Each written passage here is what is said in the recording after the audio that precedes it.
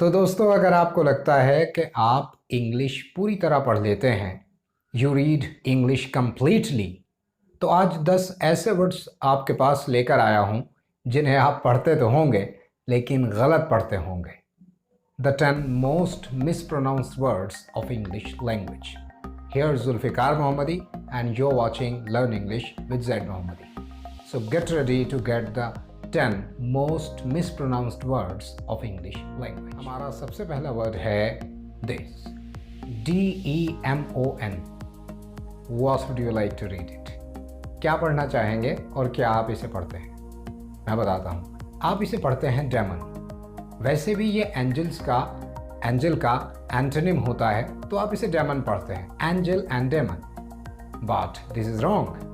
The correct pronunciation of this word is demon, demon and demon, not demon. चलिए दूसरे word की तरफ चलते हैं। What would you like to read it? I am afraid you read it determine. Determine यही पढ़ते होंगे ना, determine, but this is wrong. The correct pronunciation of this word is determine, determine and determine. अब इस determine का जो noun होता है वो ये होता है। इसे determination नहीं पढ़ा जाता है, इसे पढ़ा जाता है determination, determination and determination. तो verb होता है determine और noun होता है determination. अब चौथे वर्ड की तरफ चलते हैं। What would you like to read it? ये तो बहुत कॉमन वर्ड है। हमारे यहाँ इवन डॉक्टर्स भी इसे गलत प्रोनाउंस करते हैं और सब पढ़ते हैं डेंगू। कुछ लोग इसे पढ़ते हैं डेंग्यू, लेकिन कोई भी इसे डेंगे नहीं पढ़ता है।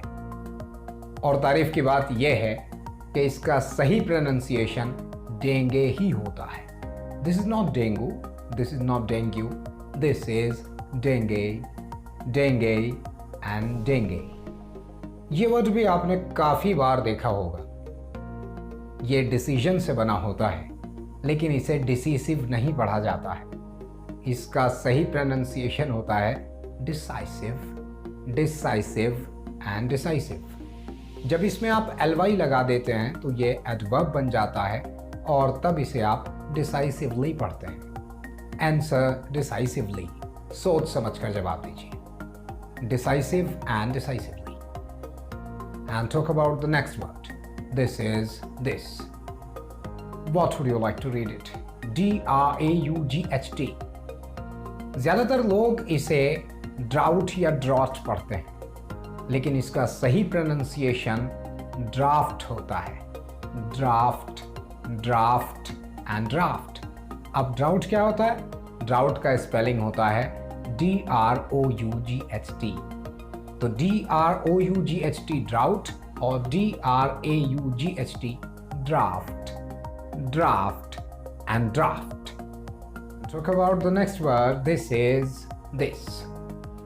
क्या पढ़ेंगे आप इसे? रिसीप्ट। इसमें P साइलेंट होता है और आपको पढ़ना चाहिए रिसीट, रिसीट और रिसीट।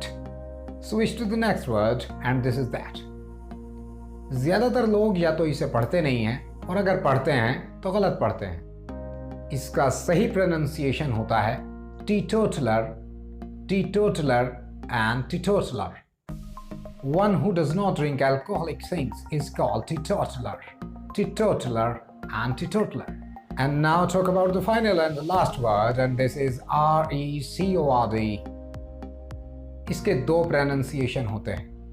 अगर आप इसका मतलब रिकॉर्ड करने से लेते हैं, मतलब अगर आप इसे वर्ब के तौर पर यूज़ करते हैं, तो आप इसे बिल्कुल सही पढ़ते हैं क्योंकि आप इसे रिकॉर्ड पढ़ते होंगे।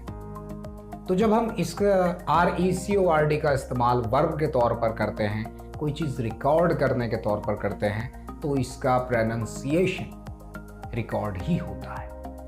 लेकिन जब हम इसकी बात वो ब्रायन लारा के 400 वाले रिकॉर्ड की तरह करते हैं, सचिन तेंदुलकर की सबसे ज़्यादा सेंचुरी के तौर पर हम रिकॉर्ड वर्ड इस्तेमाल करते हैं, तब इसका प्रोनाउंसिएशन रिकॉर्ड नहीं रिकॉर्ड होता है।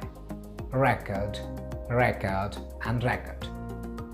ग्रामेटिकली स्पीकिंग, अगर आप इसे वर्ब के तौर पर यूज़ करते हैं तो ये रिकॉर्ड होता है, और अगर आप इसे नाउन के तौर पर यूज़ करते हैं तो ये रेकॉर्ड होता है। तो आज की मेरी ये छोटी सी क्लिप आपको कैसी लगी जानने का इंतज़ार करूँगा। अच्छा, आपके प्रोनाउंसिएशन में कुछ मदद मिली या नहीं, मुझे कमेंट बॉक्स में ज़रूर लिखिएगा। दुआओं में याद रखिए। Subscribe to our channel learn English with Z Mohammadi. खुदा हाफिज़।